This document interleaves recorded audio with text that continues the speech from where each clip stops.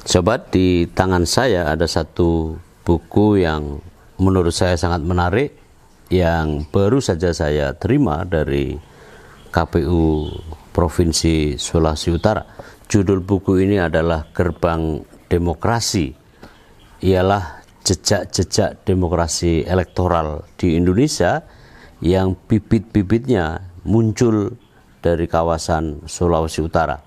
Sulawesi Utara yang saya maksud di sini adalah daratan Minahasa, daratan Pulang Mongondo Raya, dan kemudian Kepulauan Nusa Utara, istilah atau dikenal sebagai istilah yang menyebut tentang gugusan kepulauan yang kita kenal sekarang sebagai Sangihe dan Kepulauan Talaut.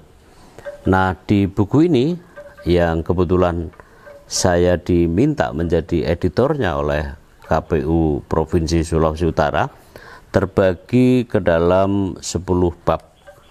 Nah, bab pertama berkenaan dengan pengantar. Yang saya tulis di situ adalah penggambaran lintasan atau trajektori sejarah pemilu di tanah Minahasa, Pulang Mongondo, dan Kepulauan Sangihe dan Kepulauan Talaut yang saya sebut sebagai Sulawesi Utara tadi.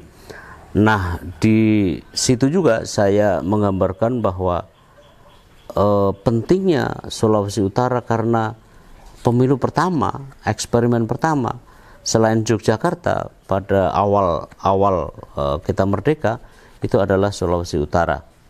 Hanya saja di Yogyakarta terbatas pada event yang dalam lingkup daerah, sedangkan di Sulawesi Utara itu bersifat nasional, dalam pengertian bahwa yang lebih masif, yang lebih kompleks, yang dimana pada waktu itu sangat masih dalam suasana belum lama merdeka.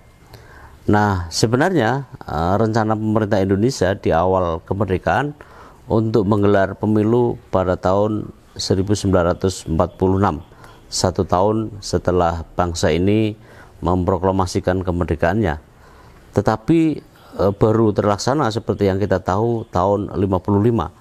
Nah, kenapa begitu? Karena selain ada problem keamanan kita, karena kita pada masa itu adalah pada masa revolusi, lalu ada agresi militer Belanda pertama dan kedua, maupun berbagai pemberontakan seperti PKI Madiun, lalu DITI, dan seterusnya, hingga kemudian baru terlaksana tahun 55. Sedangkan tahun 55 itu sendiri tidak dalam suasana vakum, ada latar belakang yang menyertainya, yang itu semua menimbulkan keraguan-keraguan di kalangan pemerintah maupun politisi kita yang ada di BP KNIP, Komite Nasional Indonesia Pusat.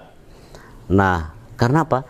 Pemilu yang tidak dibayangkan, pemilu yang tidak bisa didefinisikan, karena seluruh dunia pada waktu itu juga sedikit negara yang sudah menggelar pemilu. Nah, kemudian pemerintah melakukan apa yang istilah saya simulasi. Simulasi ini sebenarnya untuk pemilu di lokal, dan pemilu ini kemudian berjalan sukses. Satu di Yogyakarta, lalu yang kedua adalah di Minahasa. Sedangkan Minahasa sendiri sudah punya tradisi Minahasa Rat, yang itu adalah pemilihan di setempat yang itu berdasarkan ketentuan pemerintahan kolonial. Sehingga begitu ada pemilu tahun 52, kemudian orang Minahasa dan masyarakat Minahasa pada umumnya sangat sukses dalam menggelar pemilu.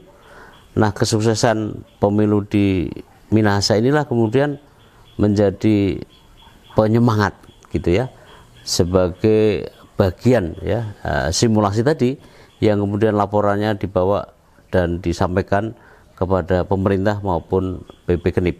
KNIP adalah semacam parlemen sementara sebelum terbentuknya DPR RI karena seperti yang kita tahu di Undang-Undang Dasar 1945 beramandemen, untuk sementara tugas-tugas parlemen ditangani sampai pemilu ditangani oleh BPK ini.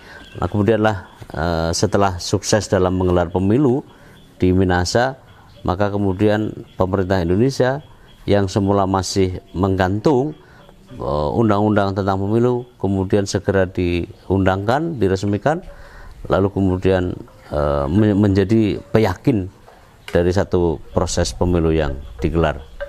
Nah, buku ini sebagian besar membahas lintasan sejarah pemilu di Sulawesi Utara, tapi poin besarnya adalah bahwa di Sulawesi Utara lah bibit-bibit demokrasi elektoral kita di Indonesia itu tumbuh, tertanam hingga benihnya menyebar, sehingga menjadi keyakinan bagi bangsa ini untuk menjadikan pemilu sebagai bagian dari mekanisme pengambilan keputusan dalam saat rakyat memimpin negeri ini.